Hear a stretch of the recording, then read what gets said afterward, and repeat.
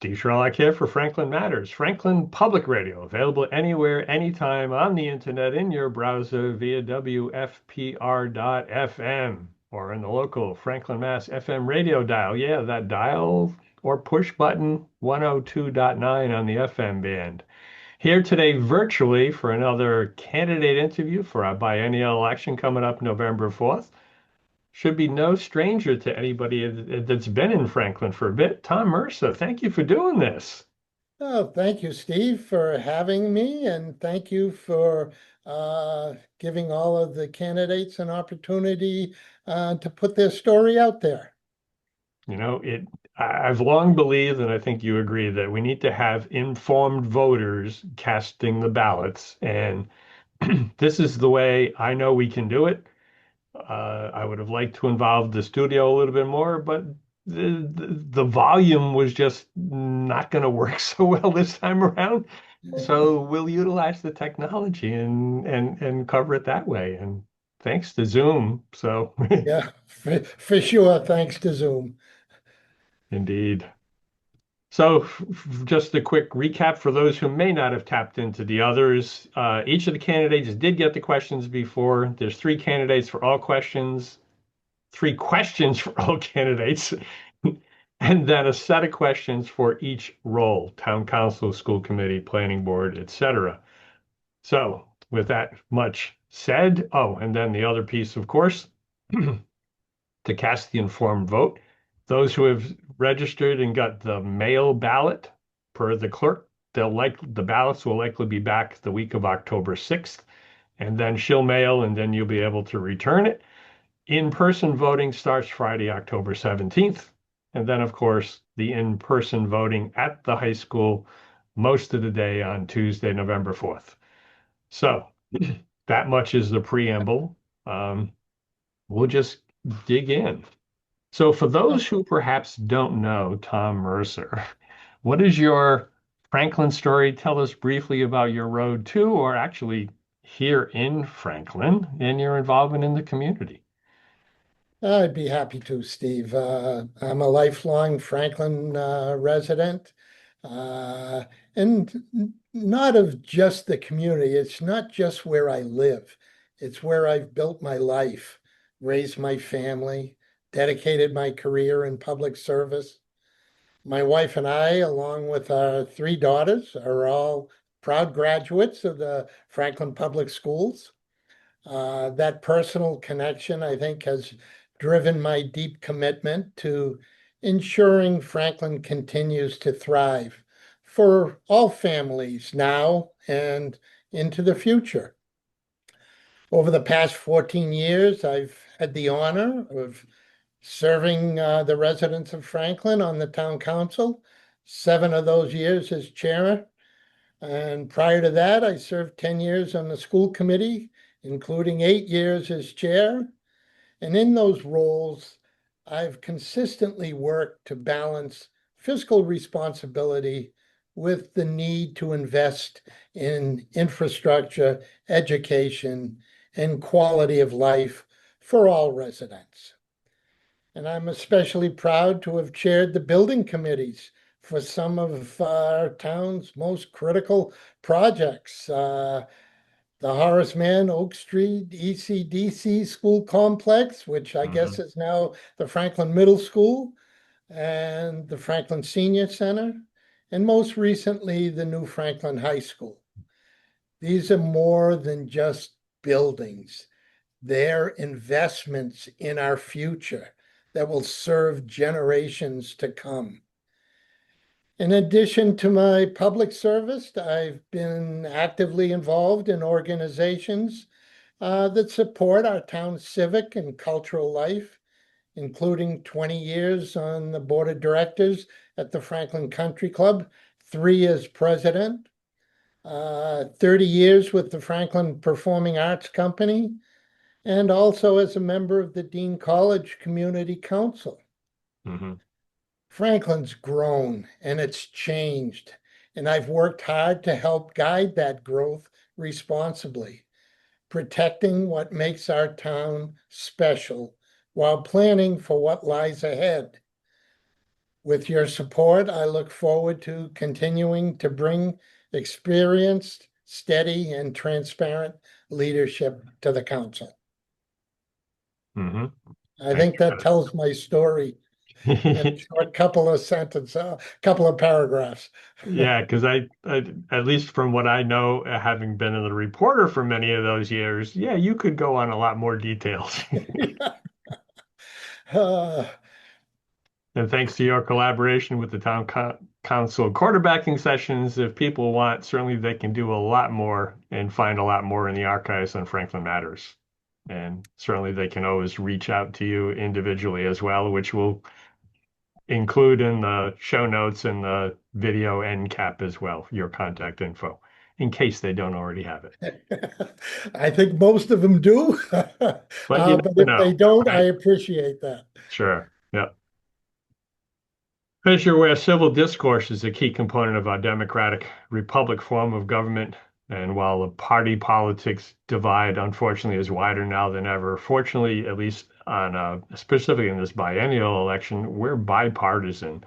But that divide still happens from time to time. So, what as an individual can you do, and would you do to help kind of bridge that divide or avoid that divide? Yeah, it's certainly this is a major issue, not only within the community, but within the state, within the country. But I guess I'd say I'm committed to having respectful, open-minded conversations, even with those folks I disagree with. This means listening, and I think that's the most important piece, listening without judgment, seeking to understand rather than just respond, and recognizing the humanity and intentions behind others' viewpoints.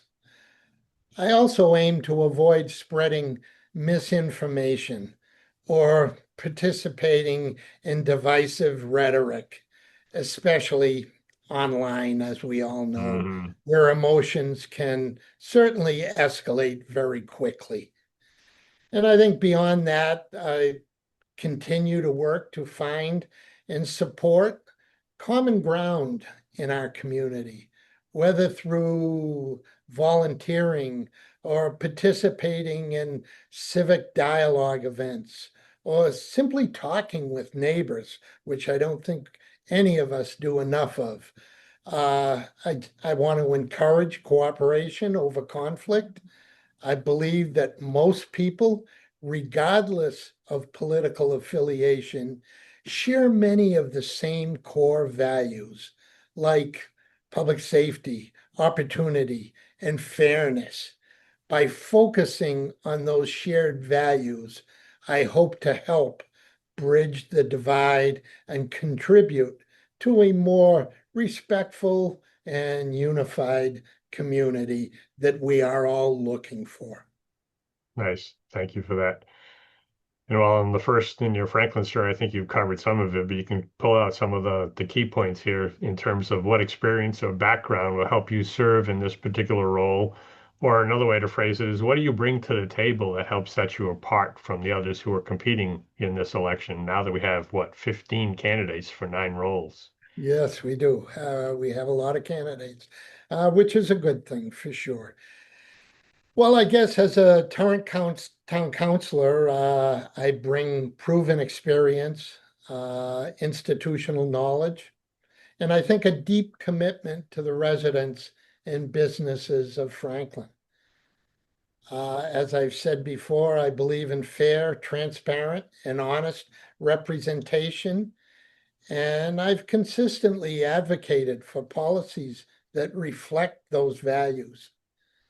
Uh, I'm proud to work. I'm proud of the work we've done to maintain essential services, invest in infrastructure, and manage our budget responsibly, which is certainly a challenge these days. And I remain focused on ensuring every tax dollar is used wisely and with accountability. Having previously earned the trust of the voters, I fully understand the personal demands and the political complexities of public service.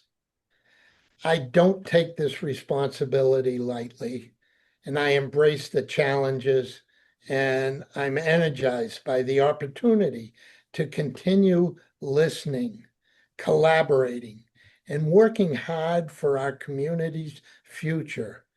And with your support, I'm ready to keep moving Franklin forward. Thank you for that. And then the first of the three questions specifically for the council, this is, I think, as well, you're well familiar with this particular area. One of the key responsibilities of the council certainly is to hire and provide oversight for the town administrator and his or her team. For example, why you can serve as an escalation point for the town folk. This does not include micromanaging a particular department or operation. Do you agree or disagree? And please elaborate. Steve, obviously, I do agree with the statement. I think one of the most important roles of the town council is to provide strategic oversight and again, ensure accountability and not to get involved in the day-to-day operations of individual departments. The town administrators hired for their expertise in managing town affairs. And it's our job as council members to support their work through clear policy direction and performance evaluation and not micromanagement. That said, I think I also believe the council has a duty to listen to residents and serve as an escalation point when concerns arise. If there are consistent issues being raised about a specific department, whether it be police, fire, DPW, schools, whatever, I think it's appropriate for the council to bring those concerns to the town administrator and request a review or action plan and have him report back to the council what that plan is. But the process should always respect the chain of command and professional boundaries. Again, effective governance means knowing when to step in and knowing when to step back. Mhm. So we empower our professional staff to do their jobs while ensuring the public interest is being served. Good. Thank you for that. And the council approves the annual budget, which sets the priorities for how Franklin operates in delivering the services they do. Faced with the fiscal challenges we've had the past couple of years, and unfortunately, that seems to be the trend, at least for the next couple of, that we see. What are the financial priorities you think we need to address? I think you've alluded to that already, but then there's two other kind of parts to that question. So if you need a reminder along the way, by all means, I'll add that. But how would you explain what needs to be done to the voters and residents, the first part of that? And then what would you do to help the community understand the separation of roles between the council and the school committee? Great question, for sure. Uh, well, obviously, given the physical challenges Franklin faces over the next several years, our financial priorities must focus, I believe, on three main areas. In the first, sustaining core services. We need to ensure the continued investment in essential services, public safety, police and fire, DPW, infrastructure, roads, water, sewer, and of course, and most importantly, education. These are foundational to maintaining a quality of life and property values that best serve the community. And I think number two, I'd say, would be long-term financial stability. Again, we should prioritize multi-year financial planning, including responsible use of stabilization funds, preparing for rising health insurance, and pension costs, which we all know are continue to go through the roof. And reviewing opportunities for regional collaboration or shared services to improve efficiencies as well as saving money. And I think three, I would say economic development and revenue growth, rather than relying solely on cuts or overrides. We should continue and encourage smart economic growth and supporting local businesses, revitalizing underused properties, and attracting new commercial development to expand the tax base. And those would be my three pieces. How do we explain this to the voters and residents? Uh, a challenging task, as you well know. I started the budget subcommittee based of the three uh, finance committee, school committee, and town council. Last year, we spent a lot of time out in the public trying to educate the community as to not only the budget process, but listening to their concerns as to, and them hearing the shortfalls that we're up against. But I guess how to explain this to the voters would be, I think transparency is key. Uh, I'd continue to advocate for the regular, accessible communication, plain language, budget summaries, public forums, infographics, and again, question and answer sessions as we did last year.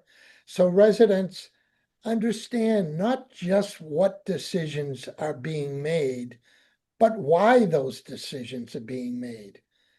And I think it's about showing people the trade-offs, what we gain by making one decision and what we risk by making that decision, and what we may have to let go or go without Mm, when you're looking at new revenues or adjustments. And I think we also have to highlight there's not just about tightening the belts. mm, It's about making intentional choices that reflect our values as a community, prioritizing what matters most. And then how do we help people understand the separation between the town council and school committees? Well, having served many years as chair of the school committee and many years as chair of the town council, this is a frequently asked question, mm, and it's a frequent point of confusion. But education is essential, and I suggest public information campaign with both the council and school committee that clarifies their roles. And some of that we've started in the last year. I've asked the chair of the school committee to come to the beginning of town council meetings and just give us a quick update under comments from the chair or announcements from the chair during town council meeting. And Dave Callahan, who's the current chair of the school committee, has done that. He's come forward and give us a little recap, trying to help the community, because obviously the school committee audience on cable is and YouTube is a different audience than the town council. So trying to get the information to both audiences as best we can. Uh, and I think just to the frequent point of confusion uh, is with both the council and the school committee to clarify their roles. The town council approves the overall municipal budget and sets the tax rate, and oversees the town services and departments, excluding the schools.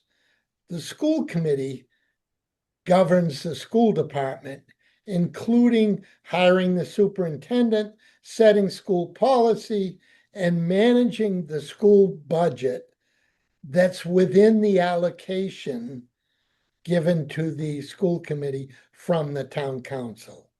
And I think, as I said, we should continue to host joint meetings, as has been done, to provide visual budget breakdowns and use simple messaging to explain that while the council funds the how much, the school committee decides how it's spent within that amount. And I think the clearer we make the process, the more trust we build and the more constructive our community discussions will become. Hmm. Yeah, we'd have an educated base upon which to continue the discussion. And I think the other piece that I'll advocate for, and I think we've talked about it as well, with the enhancement, a potential enhancement to the new round of joint budget listening sessions would have been to include at least one kind of a workshop session, so Absolutely. while people have a chance certainly to do the question and answer, if somebody's got some numbers to kind of walk through some of the numbers right then and there so that they can see how the dominoes fall.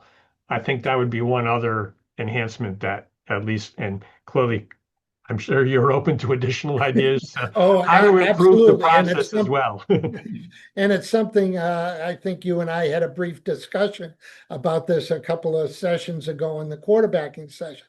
I agree. I think that's a great idea, and we can certainly put that into the joint budget subject listening sessions as we move forward. Mhm. Yep. All right, so that was the second piece in its three parts. And the final part of the council questions for you is, do you support the goals and recommendations of the 2025 master plan? And if so, what would you do as a council to help implement them? And if not, why not?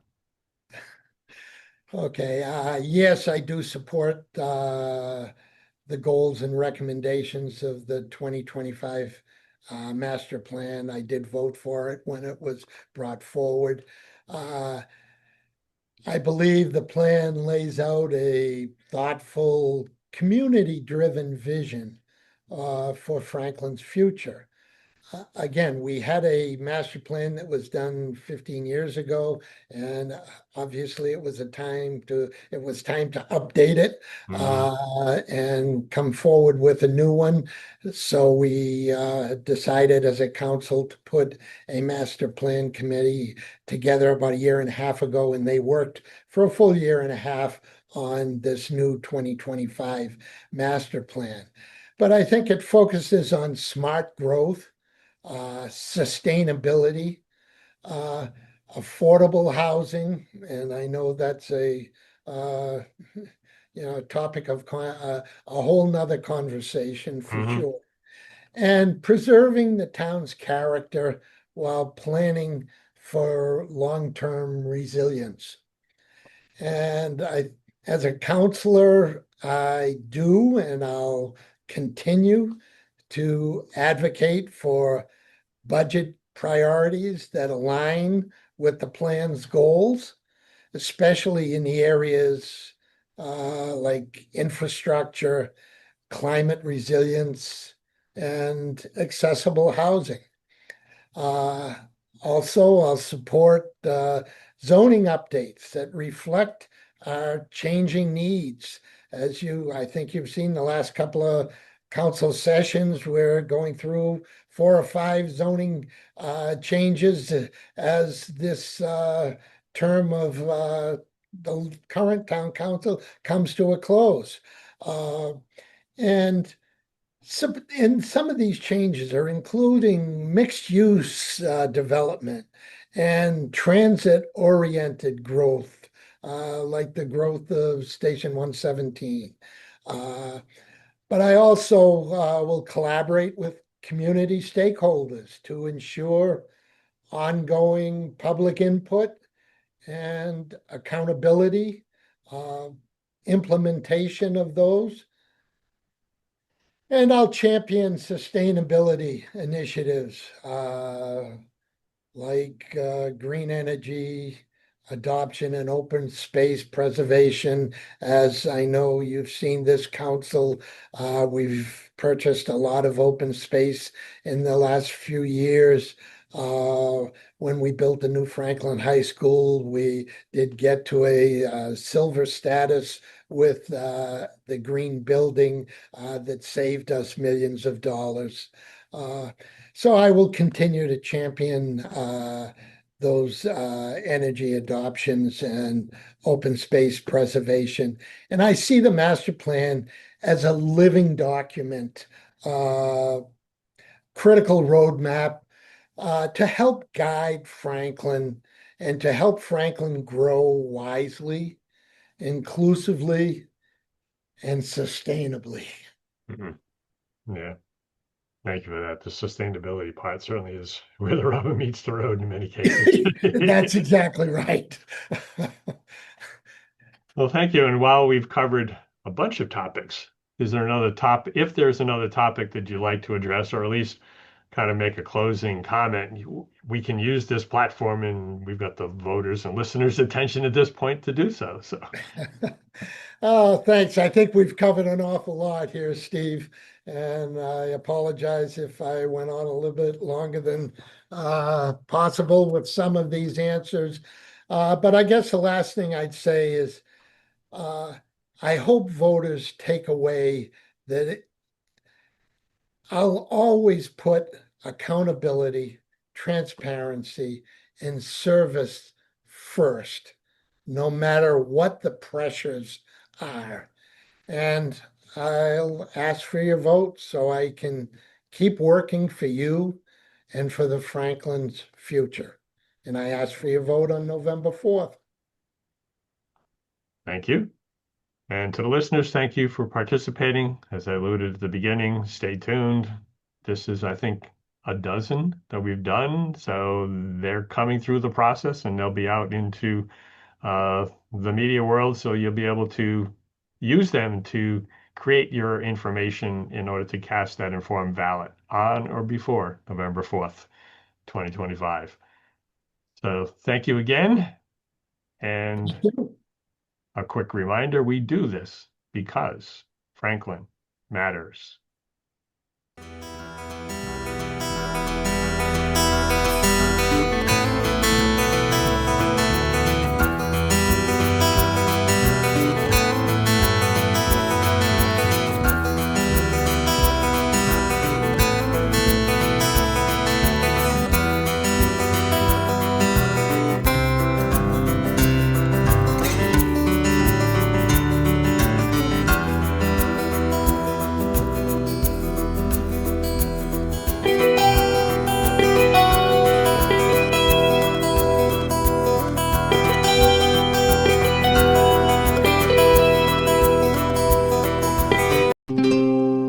This program was made possible by your Franklin friends and neighbors, good folks just like you. Thanks for supporting Franklin TV. And thanks for watching.